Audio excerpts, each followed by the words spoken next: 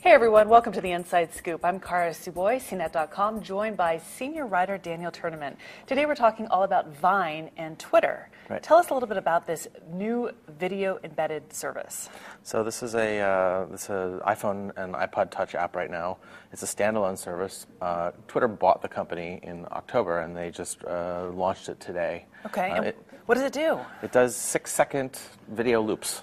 So you can shoot a video of kind of anything you want. The examples that they're showing are like kids in the park, or like a runway show, or maybe making a recipe or something, and you just shoot it using your smartphone, iPhone in this case, and you can then embed it in a tweet, put it on Facebook, run it just in the Vine app, and it just runs in a loop, and it's kind of like a long GIF, or GIF, I guess. What's the point of that, since it is only 6 seconds?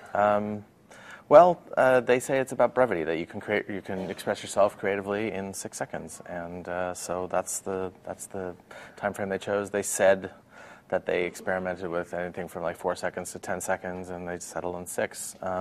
There's another service that I've written about called Tout, which is also a phone-based video app that they chose 15 seconds, and frankly, based on that, the difference between 6 seconds and 15 seconds doesn't sound like a lot, but it really is. You can cover a lot of ground in that much time. Sure. It is interesting how Twitter sort of determines the length of things. 140 characters, for example, or 6 seconds. You know, they really are focused on brevity, and people seem to respond and obviously use it. They do, and it's interesting. You talk about the 140 characters. I mean, when Twitter first launched, and it was just 140 characters because that's what the limits were based on text messages, which is why they chose that length. Now there's so much stuff that you can put in a tweet that the whole idea of like 140 characters is kind of like it's an afterthought. You can put videos, photos, articles, summaries. There's a chart out there that lists all the different metadata that it's included in a single tweet, and it's an unbelievable amount of information. Well, I guess that just goes to show that we'll see what people can do with 6 seconds, but it'll probably be more than we initially think right now. I imagine so, yes. Great. So the service is called Vine. It's available today. Yep. And it's free? It's free. It's only for iPhone and iPod Touch. They said that they'll, probably put it out for, quote, other platforms later on. But right now it's just for iPhone and iPod Touch.